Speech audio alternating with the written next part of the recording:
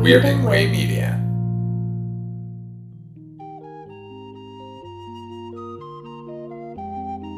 Right, Mr. Walters?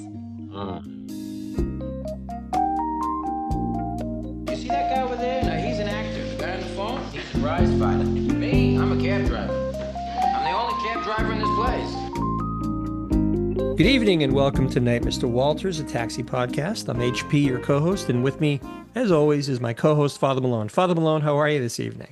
HP, I'm going to break your face. That phrase, I don't know why it makes me laugh so much. Like, to break someone's face, it just seems, I don't know. There's something about that turn of a phrase that amuses me. I can't explain why. In other angry face-related phrases, I have a friend who calls everyone fuckface when they're really angry at them, and it makes me laugh so fucking hard. See, but that to me I mean, I don't know this person, but on first glance, it kind of makes me feel like that's something that Randall from Clerks might say to everybody that he meets. I could see that. Well, I think there isn't a bit of profanity that Randall wouldn't say, so it's kind of a catch-all by throwing him in the mix. True. And Father Malone and I went to high school with someone who was fond of calling people futz faces. I'm sure he probably remembers that as well. Ooh, boy. Okay, Commander. Little inside humor for you. So we're talking Taxi Season 4, Episode 14, Tony's Lady. This was written by Ken Eston. Once again, it's not directed by James Burrows. It's directed by Michael Zinberg, which I think will be a problem. Is it? I disagree with you. I think the direction here is above par. In fact, I wrote down while watching it, wow, James Burrows really upping his game with this episode. I shouldn't come off so negatively. I'm just used to thinking of Burrows being like the creme de la creme. But let's dig into this. Let's see. I'm curious what your thoughts are on this then. Let me tell you at the outset, because it's right here in the opening scene. This is where I first sort of like sat up. They have the bay doors open, both bay doors open, and there's a cab sitting there where ordinarily there isn't one, right? Mm-hmm. So we can see out beyond to those white doors behind them. And now there is a scrim showing us a shadow of a skylight on that wall for the first time. So now we know that if you start walking into the garage, you walk through a room with a skylight before you enter the garage proper. It's the first time we've ever seen that on the show. You're absolutely right. That's a good call, Father Malone. I leave it to you to notice these details that elude me. I'm glad that you called me on that, because it was kind of a blithe comment, and I'm curious what your thoughts are on the rest of the episode now. So, as I always am.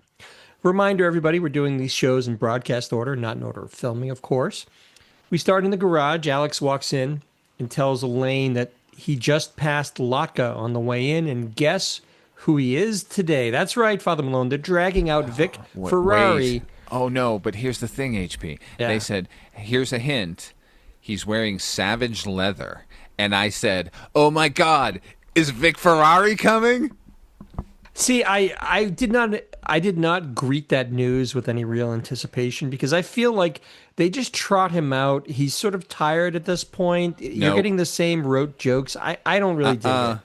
Nope. Incorrect, sir. You're not tired of him? I think in the last episode we had Vic Ferrari, which was the aerobics episode, and he wasn't really Vic Ferrari there. He was just all annoying. Like, I think there's a balance of annoying and actually very funny about Vic Ferrari's whole persona that was off in that one. It's on display here. I love Vic Ferrari in this episode. I feel like they're just kind of treading water until we get Simca, we're on the precipice of having Simca join. And once Simca's there, all of this personality disorder stuff, it's all gone. Like, we no longer it's deal because with they all fall in love with her. That's why. Well, they don't have to rely on the shtick of Kaufman doing these personalities, these multiple personalities. I like the fact that the character gets grounded in a very authentic way once the love of his life joins the show, and we don't have to resort to these. I think of Vic as almost a gimmick at this point. Maybe funny, but kind of a gimmick.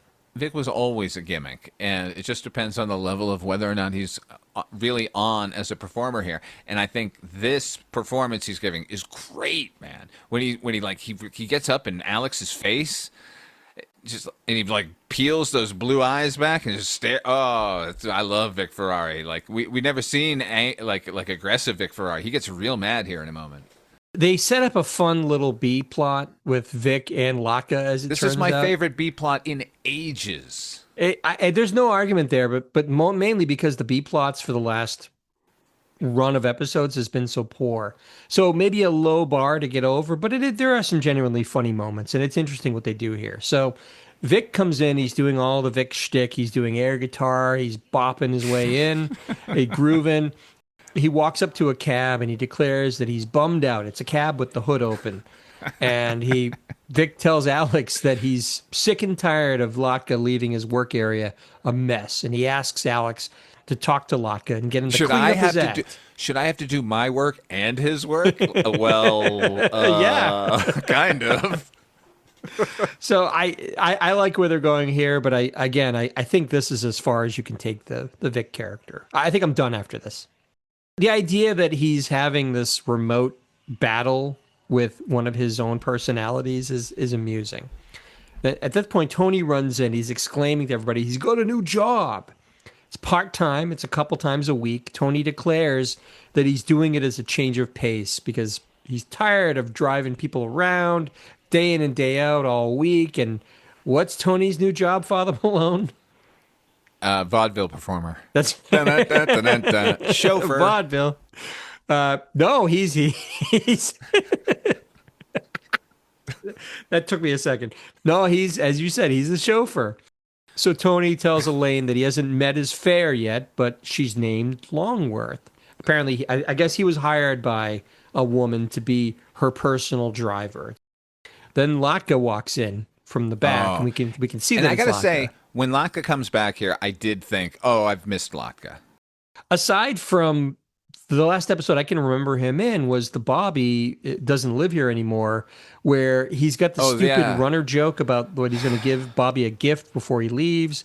He wasn't very good there, but we're kind of I like this Latka, actually. I agree, because we get Latka with like a real dollop of sarcasm, because what happens is he goes over to the he comes out from the back and Alex gives him the message from Vic. And Latka makes this big, Latka's like, oh, then you know what? Let's look at this engine, shall we? And he opens the thing and he's like, what do you see, Alex? Like, this is a side of Latka we never see because he's always been so meek and so sort of submissive. We see it sometimes, and you know what? We've seen it enough that we've always pointed out how much we like this version of Latka, the sort of with it together version of Latka. We get the impression that he's been kind of battling back and forth with Vic a little bit here and there. So, but he opens up the hood and he's like, Alex, what do you see in here? Alex said, well, I see a lot of grease and a lot of oil. Yeah, well, you guess what? It's an engine. You're going to get a lot of grease and oil. So he gives Alex a message back to Vic. And I do like when Andy Kaufman does this stuff. I guess we're supposed to believe it's like an old world insult where he grabs his right ear with his hand and he kind of like he sort of does this. He shoves the ear forward. Well, yeah, like he swings his elbow forward like he's like one of those sprinkler heads that pop out of the ground. Right. I can't say I know what the insult means, but it's funny. I got a good chuckle out of it. It's some form of insult. Maybe it's a real one. Maybe it's one that they made up from Latka's home country, but it's funny. So now we fade in to a fancy car. It's a limo where Tony is in the front seat. He's dressed as a chauffeur. He's got the little black hat. He's got a black suit on. And a gorgeous woman glides into the back seat. This is Christina Longworth. She's played by an actress named Rebecca Holden. She was absolutely stunning. I remember her best as April in Knight Rider. They replaced like I don't remember who the first actress was. She was fine, but they obviously brought in Rebecca Holden because she's just beautiful and charming too. She's effortlessly charming. Yeah, I don't want to sell her ability short because she does very well. I could have sworn, Father Malone, that she was on a nighttime soap like Dallas or Falcon Crest or something like that. But surprisingly, she wasn't. But she has that beauty that I thought they always looked for in those kinds of shows. Well, here's what I remember Rebecca Holden from. I don't talk about this show very often because I think most of it was garbage. But Three's Company had an episode where Larry and Jack Tripper fall in love with the same girl, a girl named Bunny, and they both don't know that they're dating the same girl. And at the other plot going on is Jack has gotten a job as a mannequin in a storefront window, but like as a but he's a mechanical one, so he's got a cane, like, and he's turning to like one set of luggage and like waving his cane at it, and then turning to like some other product and waving his cane at it, and he sees Larry and Bunny out on a date, and he starts like smashing the shit out of the luggage and whatever other products he's supposed to be selling. And as a child, it made me laugh so fucking hard that it's the only Three's Company episode I've returned to. And anyway, Bunny was played by Rebecca Holden in that episode. Wow, an amazing recall on you, Father. I'm gonna have to see if I can find that episode on YouTube. As much as one can bag on a show like Three's Company because it was really all about TNA. John Ritter was genuinely funny in that show. Like he's a physical genius comedically. Yeah. He's fantastic. I loved the Ropers when they were on it. I thought Norman Fell always made me laugh when he'd do the aside to the camera and insult his wife. It was in retrospect, it was a fairly harmless show. But anyway, she was Rebecca Holden, and I think she's still around acting and so forth. But at the time, she was very much in the mold of an actress like a Morgan Fairchild, somebody who looked so beautiful that it almost like hurt to look at them because they just looked perfect, right? Morgan Fairchild, Heather Locklear. Heather Locklear is the same thing. You could put like Linda Evans to a lesser degree in the same category. Much lesser degree, yes. Much he qualified, much lesser degree. So Tony, as where we all were, he's thunderstruck by her beauty to the degree that it takes him far too long to start the car and start moving. But she's very gentle and sweet with him. Christina puts Tony at ease almost immediately, and they start to drive. And they're making some small talk as they're driving around. Tony is acting very overeager in his zeal to please this woman. And we fade back in as Tony is now waiting outside in the car. She's in the governor's mansion going to some fancy party. He's actually talking on the car's car phone. Tony's actually talking on a car phone to Alex, which is, I mean, I know that like Elvis had the very first car phone ever put into use. So they've been around forever, but it was still, I mean, this is a fake, it's not a real car phone that they have and talking on. It's just a phone that they put in. But it's still interesting to think that even back in 1982, we didn't have cell phones yet, but we had car phones. So that was kind of interesting. Yeah, it was not unexpected when he was talking on that car phone. I mean, it's a Rolls Royce he's driving, for God's sake. By the way, couple quick things. We got new B-roll for the first time in fucking ever, probably the first time this season, where they filmed the Rolls Royce like at the curb and then driving away and then driving down streets. And my, oh my, they definitely filmed it in Los Angeles. That's right. The other thing is a couple of lines in this episode actually made me laugh out loud. One of them we skipped, which was when Tony comes in and says, "I got a new job." Louis says, "What do they get? What are you, a door-to-door simpleton?" That made me laugh really hard.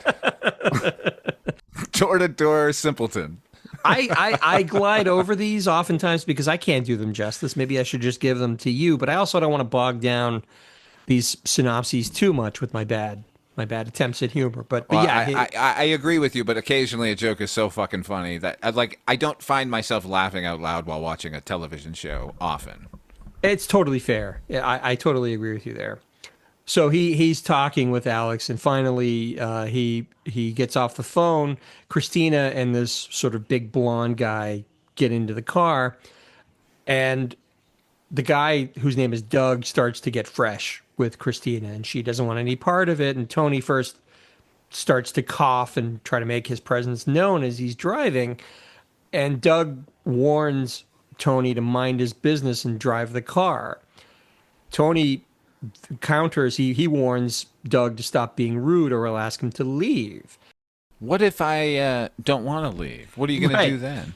It gets into a bit of a, they start to kind of square off against each other as they're driving. And Tony, so Doug says, yeah, what are you going to do about it, basically? And Tony says, well, I'll break your face if you don't stop.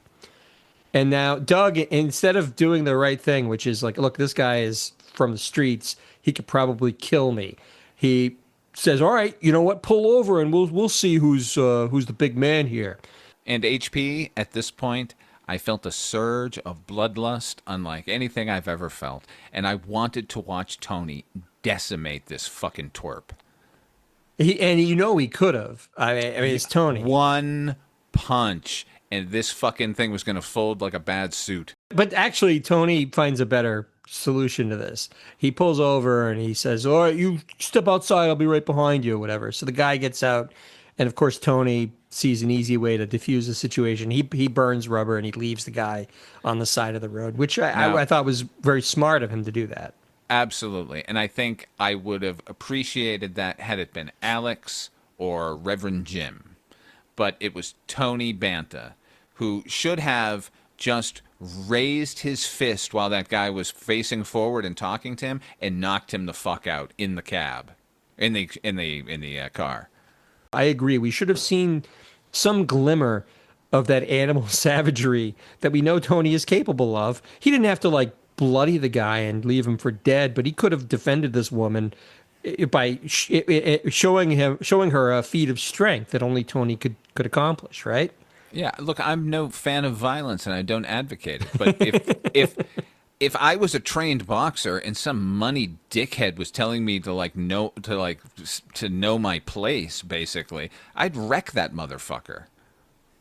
Should have seen something, but he went for, it was probably the more discreet, appropriate thing for him to do.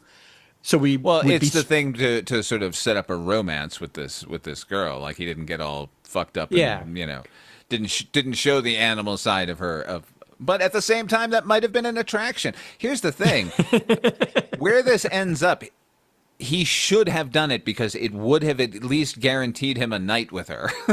It would have made more of an impression, like him walking back to the car and his knuckles are bloodied from, beating this guy with no, his knuckles are bloody with the other guy's blood. That's what I'm saying. No contest. Yeah, like that's what I mean. Like it would have been like slick with his opponent's blood. I think it would just be one punch, honestly. Like, he would just knock the fucking guy out, and then he'd crumple to the ground, and he'd get back in the cab and go. It'd be like, 1-2 thing. Like, yeah.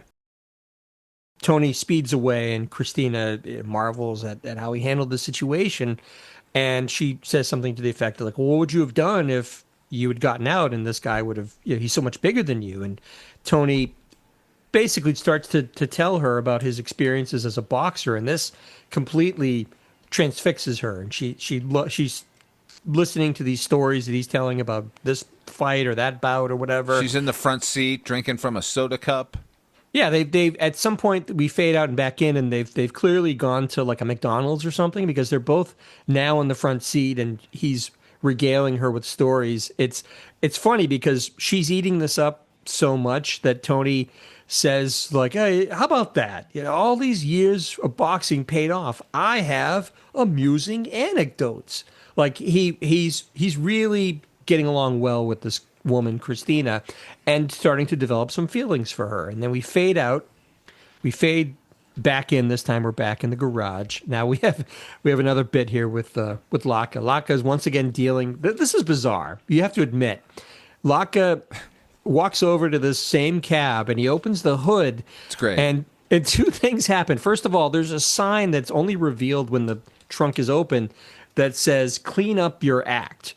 But along with that, do you remember as kids, there was a magic trick where it looked like it was supposed to be a can of peanut brittle and you'd shake it. Oh, peanut brittle. And then you'd open it. I remember, of course, all you needed to say was can of peanut brittle. Snakes in a can, baby. That's right. All. The snake would pop out. Oh, that was a great trick. Well, 4 of those peanut brittle snakes jump out of the cab when he opens the hood. Love it. And that infuriates Latka, and it's clear that this rivalry with A Vic little is going on. explosive goes off as well, and his sandwich gets half covered in oil, and he says it was almost ruined, and then he goes to bite into it. It is disgusting. Like the scene started with him nibbling on this sandwich for his lunch break, and it gets doused half in this thing of oil. It's black. It looks disgusting. So meanwhile, Tony is skulking around the garage, and Alex asks, "Well, are you still moping about this woman, Christina?" And Tony's bothered because he says the time that he's spending with Christina, they're the best dates that he's ever had, but they're not really dates. And Alex says to Tony, just ask her out. Like, what are you waiting for? But Tony is afraid that she's only going to think of him as a chauffeur and nothing else. And we kind of begin this scene begins basically, we're starting to see Alex and now Elaine. They're going to give him romantic counsel. Yeah, Right. like we got nothing better to do this afternoon. Yeah, we're just sitting around. We're not working or anything. We're just hanging around the garage. Let's talk him into this impossible situation that he will never benefit from. Maybe think of it that way. Like they knew he was falling for her, and they were like, you know what? We should totally encourage this. Yeah, let's fuck up this situation to the let's really fuck him up. They're going back and forth about what he should do, and This is the other big laugh I had where Reverend Jim is like, take her to my place. I'm having a luau. it's like, I don't know what time. He's like, I don't care. I'm always having a luau. Basically, Alex and Elaine, like I said, are counseling him about what he should and shouldn't do. And Tony's afraid of pursuing it like he relates it to boxing. Like, look, I pursued boxing, and it was a long shot, and I feel This like was a very lucid moment of Tony Banta. I was totally on his Extremely. side here, you know? Yeah. In fact, I got to say, HP, when I saw the title of the episode come up, I thought, oh, man, we've got to fucking do with a Banta episode now. And I changed my mind. I think he's really good here. his solo episodes tend to be pretty charming on their own. They're some of the best, honestly. Looking back now, like I don't really have a problem with any of Tony's solo episodes. I will counter that with Tony and Brian. That was a Tony episode. You know what? And I don't remember what I rated it, but I'm counting that as a good episode, a good solo episode, as batshit crazy as it was. I'm thinking more of the one that he did where his sister comes to visit him, and she ends up falling in love with Jim, and Tony is objecting to this whole situation. I thought that was very charming, and it was funny, and a side of Yeah. him that we don't often see. I had forgotten about that one. I was thinking of his like solo boxing episodes, which were always a hoot. What was the name of the boxer that he assumed another boxer's identity? Kid Rodriguez? Kid Rodriguez, that's right, with the fucking mustache. The sideburns. It was great. So yeah, I'm with you. This is fairly charming, and for him to compare his fruitless pursuit of boxing to this, attempting to ask this goddess of a woman out, this way out of his league, I thought it was interesting. They're both long shots in their own way. Again, they're going back and forth. I'm not going to go into every idea they present him with, but we eventually we fade back in after commercial, and they're still at it. They're brainstorming, and Elaine tells Tony about her best date was her date took her on the Circle Line cruise around Manhattan, where she fell in love with him for the first time.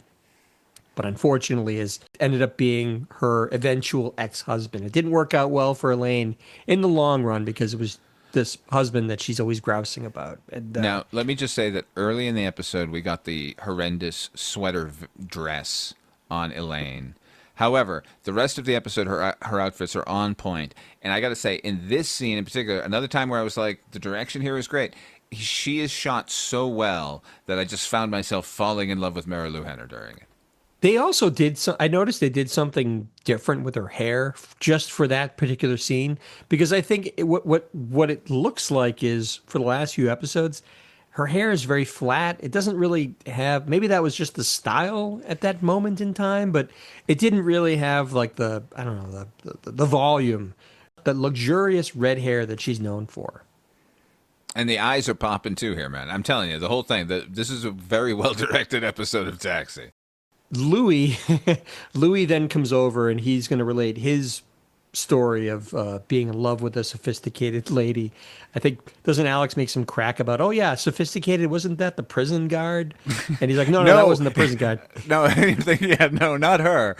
Yeah. That's not just some random joke. There was a Yeah, prison guard. there was a prison guard, but Louis relates this story about this beautiful ballerina that he fell in love with, and she didn't want anything to do with him, but he persevered and won her heart because Louis says he knows a spot on a woman's body that turns her to jelly. And then Alex says, "Well, if that's the case, why aren't you like beating the women off with a stick? Why aren't you surrounded by beautiful women?" And Louis says, "It's not an easy spot to get to."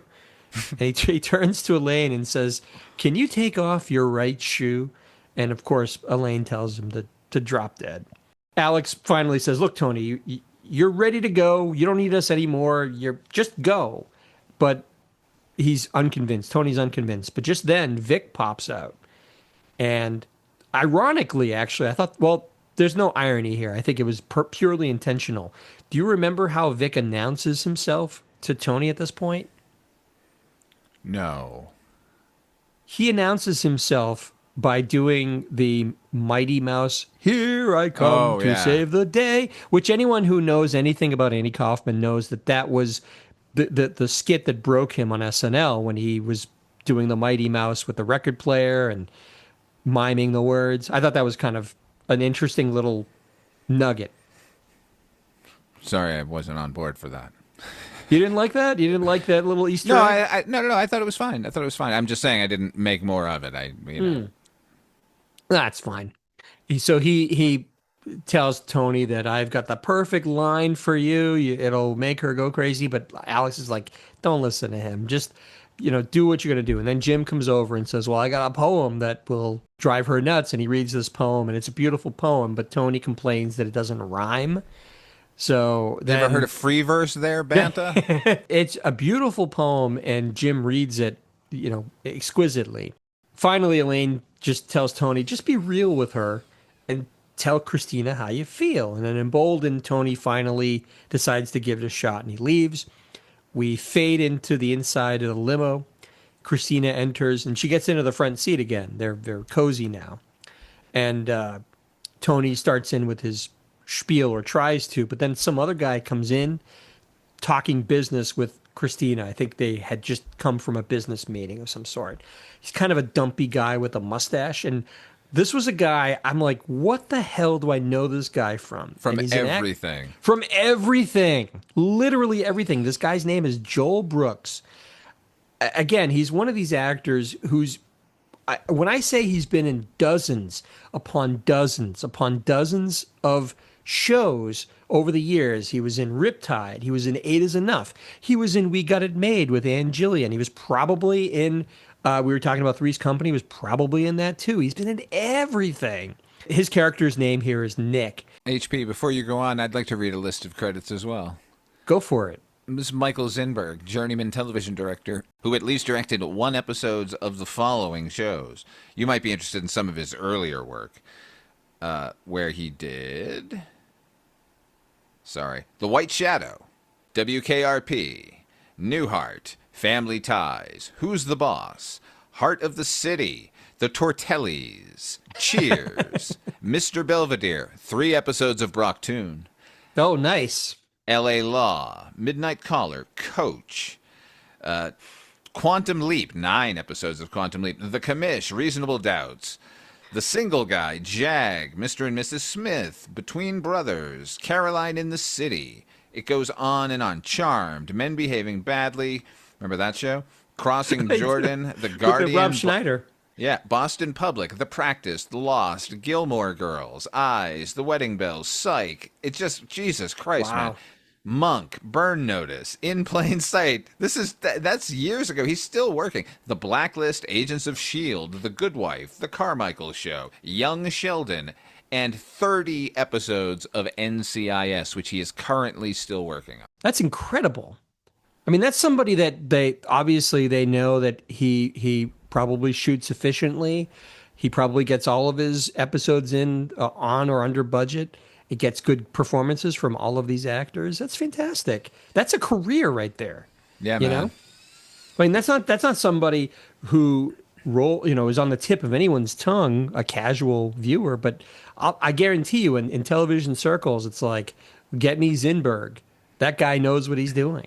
No doubt about it. I mean, the proof is in the pudding, for fuck's sake. Yeah. Like 40 years, 50 years.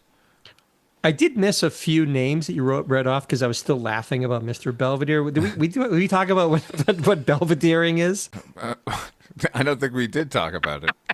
I swear we talked about this. The guy who played Mr. Belvedere was Christopher Hewitt, that fuss budget English actor who used to do infomercials. Anyway, he was in a parade of some sort. He was riding in a parade, and he sat down too fast, and he literally sat down on his balls and injured himself to the degree that he had to not act for a while. Like, he had to basically recuperate. That's what we talk about, slatering on this show. Now we're talking about Belvedering. When you talk about Belvedering, that's sitting down on your balls and hurting them. Wow. Yeah. That's new to me, friend. You've never heard of Belvedering? No. That's surprising to me. I only ever think of Broktoon, the SNL sketch where Tom Hanks wants to put him in a jar. Not only might that be certainly top 3 SNL sketches of all time for me, but when I really stop and think about it, Tom Hanks is probably in at least one other of those top 3. He's certainly among many of my top 10 favorite SNL sketches. Remember Sabra Price is Right? I used to love when he did that. Oh my god! Yeah, everything. What, massive head wound. No, that wasn't him. It was Mr. Short Attention Span or something like that. Yeah, Mr. Short yeah. Term Memory. Mr. Short Term Memory. Oh my god! Look, a wallet. That's your wallet. It is now. Or they did that. They did that that game show where they were all stand-up comedians and they were all basically doing Seinfeld, but like long before Seinfeld even had his show. Who are the ad wizards who came up with this one? Of course, he did David Pumpkins, which started out funny, but then they kind of overdid it. Did you watch that cartoon? No, I did not, because I heard it was not good. I liked it very. Did you very really? much. Oh, I thought it was very funny. Yes. All right, I'm sure it's on YouTube somewhere. You should check that out. And Hanks is one of those people who you can tell easily could have been a cast member on SNL. Was he not the first Five Timers Club? No, other people had been at. Oh, well, yes, other people had hosted five times, but that was the first sketch where That's they what I made mean. that the joke. The first time they opened up that part of the SNL universe, the back room where like he goes back there and like Paul Simon is back there and Steve Martin. Please call me Mr. Steve Martin. Like Elliot Gould is slumming it back there. They can't get him to leave. Robert Smigel wrote that. Back then, that to me, that was like a revelatory sketch. Everything clicked for it. I just thought it was so smart. And it makes sense that Smigel wrote it. I mean, now that you say that, I'm like, of course he did. It's great. Right up his alley. Just as Tony is still working up the gumption to propose a date to Christina, this guy comes back and says something to the effect of like, oh, you know what? I'm so sorry. I didn't mean anything I said. And he ends up proposing to Christina, never minding the fact that this goofball, there's no way he would be in this woman's league. I mean, he's just this goofball with a mustache. He looked not a good match in my mind. Well, it does prove one thing. She definitely would have said yes if Tony had asked her out. Oh yeah, without a doubt. So he proposes, she accepts, and they end up sort of kissing. They're all shoved into the front seat still, and Tony is just beside himself, just bummed out by the whole thing. And well, they're crushed up against him, making out. It's very awkward. And then finally, when they release their clinch, he weakly asks if she can go out on a date, and they kind of glare at him. It's a funny little button. Fade to commercial. We come back into the garage, and oddly enough, Elaine and Alex, they're taking it worse than Tony. Tony's like, oh, cheer up. It's no big deal. Whatever. What are you going to do? But Elaine and Alex, I think, are upset because this is some indication of the death of romance. Which is ridiculous because she is a woman who has hired him to be her chauffeur in her Rolls Royce where she's going to the governor's ball, and it's Tony Banta. How did they think that was going to go? Well, they're clearly living vicariously or trying to live vicariously through Tony because, well, we know Alex has very little love life to speak of because we just saw him in the previous episode refuse to be involved with this cabbie Nina until he realizes, hey, this might be kind of fun. And by which point she just decides she's over Alex. And I don't know what Elaine's deal is, but she's always got fancy guys fawning all over her, offering to like, take her to dinner and all this kind of stuff. So I don't get that part of it. That was a little silly to me. You're silly to me. I'm silly. Oh, what are you going to do? So then Jim comes in and he says, well, not so fast. Romance is not dead. He says he found a woman that didn't know who he was until very late, until last night. And Jim tried all the stuff that they suggested to Tony, and it worked like a charm. And they're going out tonight. This is the weird thing. They're going out tonight to collect aluminum cans. I know, that made me laugh really hard. Is this woman homeless that Jim picked up? Like, what's going on here? Or is she just the female version of Jim? And it's like, that sounded like a great night out. There's someone for everyone, like I said. The best part is Jim walks out sort of confidently in a way that we don't often see Jim do. He's like the cock of the walk all of a sudden. He's got a little bit of shine to him because he's got this date. And the applause is big and everybody's happy. And that's the end of the episode. Now we're going to talk about yellow lights. What does a yellow light mean? To remind our listeners, we grade every episode on a scale from 1 to 5 yellow lights. 1 is the worst Taxi episode, and 5 is the best. Also, our custom, we're going to throw it to you, Father Malone. What do you give Tony's lady? Ready? Yeah. 5 yellow lights. Get the fuck out of here. You are not giving this. 5 yellow Wait, lights. hold on. 1, 2, 3, 4, 5. Count them. I loved this episode of Taxi beginning to end. This is in your estimation, this is a perfect Taxi episode. I think for season 4, this is a perfect Taxi episode. 5 yellow lights. I liked all the characterizations here. I thought everyone got something to do. It made me really like Tony Banta, which I haven't in a long time. I thought it made me laugh out loud multiple times throughout, which, a sitcom ought to do. And I just had a great time. This might be in comparison to the last one. It might be in comparison to the string of episodes we've had. Sure. Nevertheless, this I would recommend anyone watch as an episode of Taxi. You think this is as good as the episode where they go to the art auction? Mm-hmm. This is on a par with that episode where you have all of the cabbies doing little, they all have their grace notes. Yes, because this mainly takes place in the cab company. Wow. It's been a while since I think you've surprised me to this degree, Father Malone. I'm shocked. For myself, I was going to give this 2 yellow lights. I think I'm going to come up to 3 just because I do think. What? Because 2? Because this is on par with the Nina episode we just watched. You got the same out of it? No. I just got through saying I'm bringing it up to 3. It's not 2. I'm going to say 3. Slightly above average. This is a nice Tony episode, right? We just got through saying that some of his episodes can be very charming. And I agree, this one is kind of in that category. However, overall, this is just a trifle of an episode. Not much happens. But gratefully, now here's the thing that really gives it that extra yellow light, in my opinion, is that what we're seeing here is an aspirational episode of a different stripe. Instead of a cabbie dealing with a change of career that might alter the course of their future, this is just about Tony aspiring to date this beautiful woman that he's fallen for. So I dug that. Not enough to give it 5 yellow lights, mind you, but I will give it 3. It's slightly above average for me. Go ahead. That I don't have That's anything it? to add to that. You've got your opinion, I've got mine, baby. That's all. Hey, that makes a world. So 3 yellow lights from me, 5 yellow lights, shockingly, from Father Malone. So that's going to do it. That'll do it for this episode of Night, Mr. Walters. Father Malone, where can folks find you when you're not clocked into the garage? Well, if you want to hear all the exclusive stuff, go to patreon.com/Father Malone. There you're going to find shows like the Vault 702, the Fallout podcast I do, or the away missions that HP and I do, or the extra episodes of movie reviews that we do only for patrons. We do all that stuff there. But I know money's tight, everybody. Just you can listen to the show twice a week anyway. It's on Mondays and Fridays. Mondays is Fest. Where HP and I are doing Von Doom Fest. We're counting down to Von Doomsday, like you all are. And every other week, it's Mike White and I talking about horror anthology series. We're currently talking about Tales of the Unexpected, the Roald Dahl television series, which is a hoot. And every Friday, it's Father Malone's Weekly Roundup, where I do everything sort of new and current and in theaters. Yeah, that's a lot.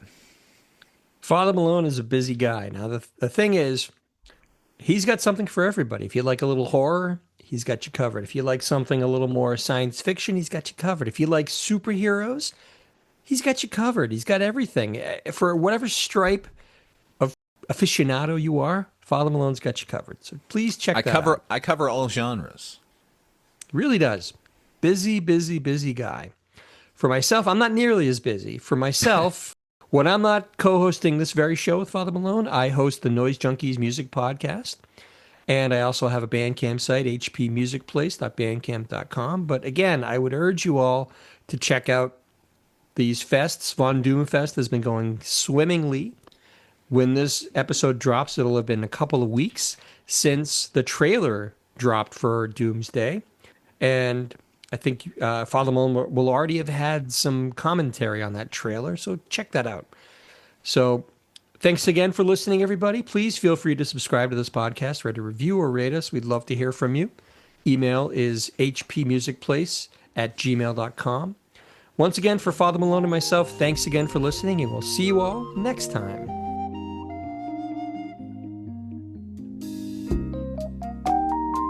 Night, Mr. Walters.